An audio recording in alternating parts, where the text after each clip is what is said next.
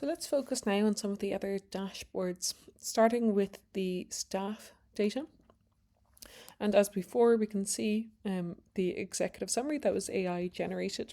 So in this case, when it was prompted to ask about some of the key drivers for staff, it's highlighting particularly things around resourcing, which is interesting. And we'll see as we go through the data, this has come up quite a bit. Things like recognition and pay and fair treatment. And we'll also see the areas around kind of accommodation and facilities. And this is certainly that's something that has come up within the data, and we'll go through those insights now.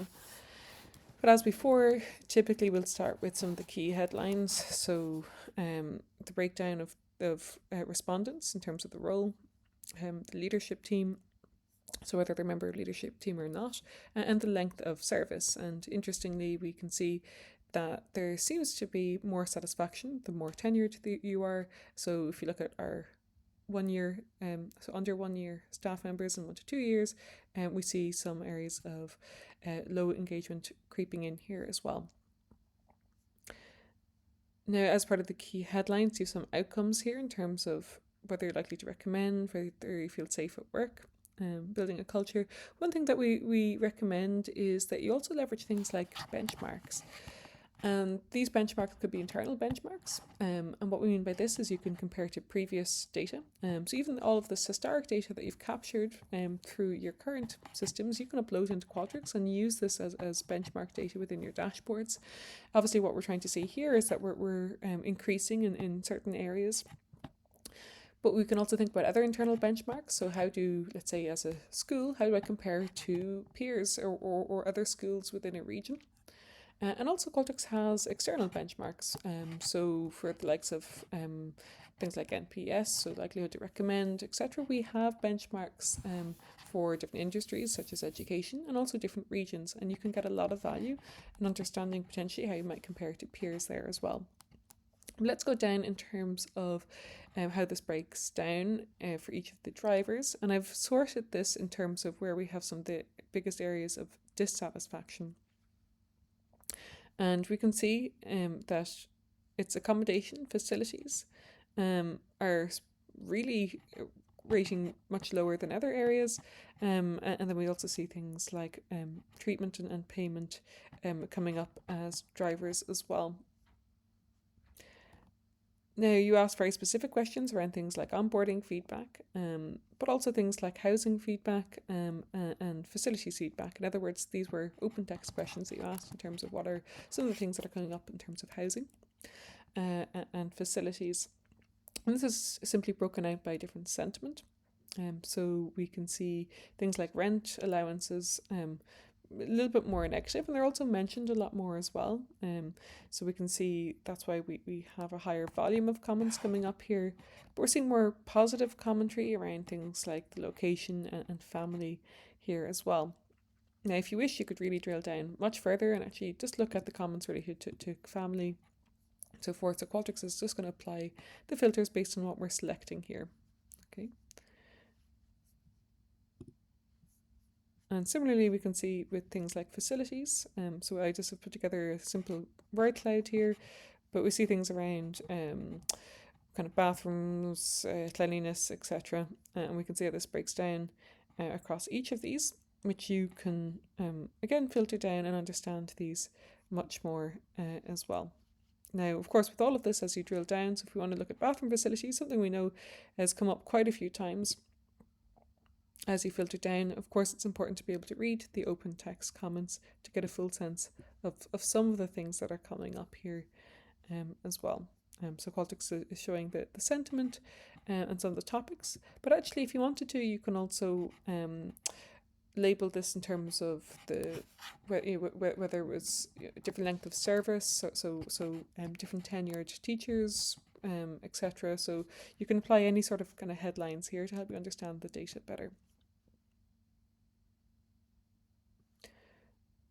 Okay, now as before, one of the most important things is things like key driver analysis. So not just looking at what's going on, but are these areas important? Because we could look at things like payment, being paid better or accommodation, but actually perhaps this isn't the biggest driver of something like engagement. So in this case, it's highlighting to us as part of the key driver analysis that generally things that where we're scoring well are feeling safe. I feel safe at work. They understand the values of Brighton College. In other words, staff are rating this really highly. But it's not quite as important as certain other areas. If we were to continue to deliver a positive experience for staff, we should be focusing on what's above the line here. So what's more highly correlated with engagement in this case. And we can see building a culture of kindness is something that's rating well. So people are very happy with this, and it's something we should continue to focus on if we're to drive further positive engagements here as well. And see pride in terms of working within Brighton College, feeling valued as a member of staff is something that's rated negatively, treatment. So it's a lot around kind of recognition and being valued. So this is where we're rating poorly, but also where we know it's correlated with things like engagement as well, and it's actually quite highly correlated. So at the 0.6.7 level. So certain areas that we should be focusing on, and as before, we might want to drill this down for different demographics. So we want to focus on just our newer tenured staff, and you can do this very easily here as well. And it's some of the similar topics, but maybe to different degrees of importance. And actually, maybe one thing that's interesting here is professional development and the support to progress within their career is something obviously that's very important for this demographic of staff. And again, as before, some of the best insights you'll get will be from open text analytics. And because Qualtrics is doing a lot of the work in terms of AI-driven sentiment and topic analysis, it allows you to really get into the detail that you wish here. So we knew that some of the key topics are around things like recognition. So this is what's coming up from the key driver analysis, also pay and benefits and being treated fairly. And we can now drill down on some of these here as well. So let's say performance and development. We knew this was particularly important for our newer tenured staff. As we drill down, we can see that this is related to career growth. It's related to training. So actually the training seems to be very positive, but it seems to be on career growth specifically where we have areas that we should probably be focusing on further. So are we providing the right kind of opportunities for staff? And again, as we drill down, we can see how this breaks down. Okay, and one thing to highlight, so Qualtrics isn't just looking at these open text insights, these qualitative insights in a silo. We want to be able to correlate this back to the impact of each of these as well. So in this case, I've related this back to likelihood to recommend, but maybe you want to relate it back to engagement, etc. We can see not just the topics that are coming up and the breakdown in terms of sentiment. We can see how things, the coverage over time as well. And we can also see the impact on likelihood to recommend. So it's just updating here as I apply a few filters. But we can see here that some of the most important areas are work-life balance. When people talk about work-life balance, they're likely to have higher engagement as well. And as before, we can break this down in terms of different emotions, different efforts and different actionability of the comments as well. As before, maybe we want to get a helpful overview of some of the key topics that are coming up, and rather than having spent a lot of time trying to analyse this data, we can simply generate a topic summary. We can see some of the key things that are coming up for staff at Brighton College. So supportive culture and excessive workload specifically coming up. And we can see that there are concerns around work-life balance, ineffective communication.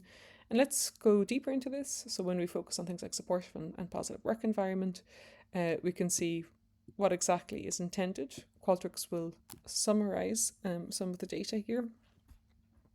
So feeling valued, it's a welcoming and inclusive culture. And it will relate it back again to some of the verbatim here as well. Now, just to highlight, when we do these when we do the summarization, you can filter really in any way you wish. So you might just want to filter for just constructive feedback related to facilities, or just the most urgent feedback related to things like housing. And again, once you apply those filters, Qualtrics can do things like summarize that data very easily for you. And of course, you can even do that within the dashboard assistant that's built within the dashboards themselves. Something that went through within the previous video. Now, focusing very quickly on the parent dashboard.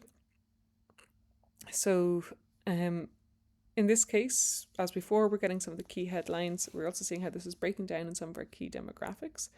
So we can see, for example, the breakdown in terms of different genders, and also the year of enrollment of each of their children as well. Now, when we see this, this AI generated summary is prompted to look at things like what are the key drivers of things like parent satisfaction. But just to highlight just how flexible this can be, so perhaps you want to actually change this a little bit, and you want to focus on, so summarize the key topics related to low satisfaction. Okay, so key open text topics that are related to low satisfaction from parents. So provide a summary. Now, that's just something that as an analyst you can do within 1 or 2 steps, and Qualtrics is going to do a lot of the work for you. So as you share this with each of your key stakeholders, they can have something that's very relevant to them. So we can see from the OpenText comments things around some of the facilities and the support from kind of staff, etc. Now we can see some of the key headlines. We generally are scoring very high in terms of recommending Brighton College and overall teaching quality. And an area to focus on further is satisfaction.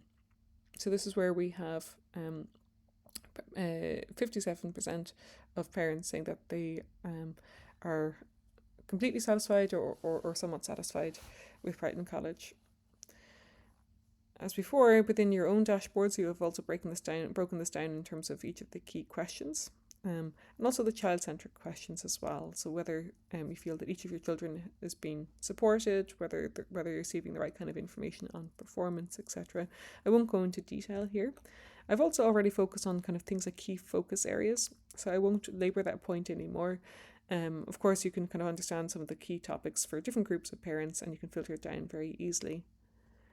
Another interesting part of the dashboard is we can do things like focus areas. So it's very similar to key driver analysis, and in fact, it's probably used more with your, let's say, school level dashboards. So whereas key driver analysis, it's very helpful to get a high level insight, and you can really filter it down very easily.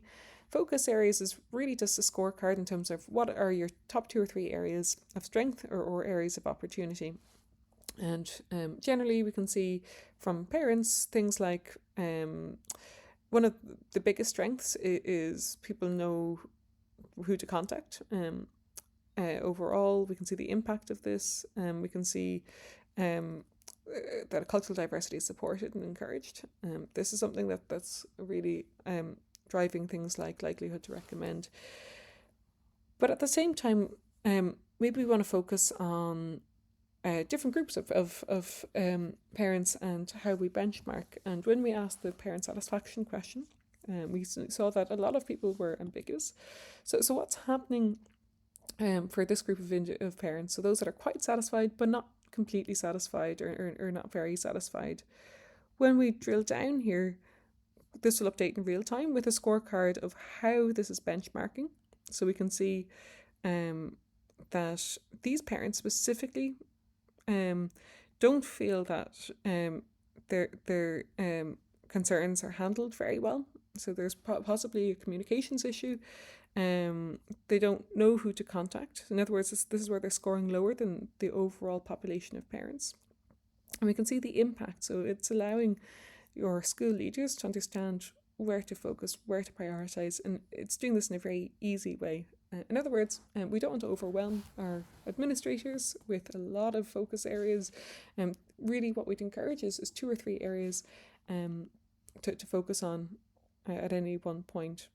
Now, something to highlight in addition is we also facilitate things like action planning. So we can build in things like action planning directly within the dashboard. So teachers or school administrators can build out individual action plans based on the focus areas that are coming up, and these action plans and the progress against these action plans can be tracked at the executive level. Okay, and as before, of course, we can get really deep in terms of some of the open text insights that are coming up from parents, different groups of parents, and the impact of some of the verbatim on things like satisfaction here as well. Okay, and there's obviously a number of questions that you asked, and all of this can be very easily summarised and analysed technically within a matter of minutes. Now, the final piece to highlight here is, rather than just looking at dashboards in a silo, at the executive level, typically you want to get an overview of how each of these areas correlate. So is there correlation between, let's say, staff feedback and student feedback and parent feedback as well? And of course, you can pull all of these into the one dashboard. And this is just a very simple example where we understand things like the relationship between this question that we asked across each of the groups. So whether you're likely to recommend Brighton College, and each of the top focus areas, and a common summary for each of the groups as well. So within a matter of seconds of reviewing dashboards, you get this complete overview of what's happening across each school, across each key area, so staff, pupil and parent, and what are the key focus areas.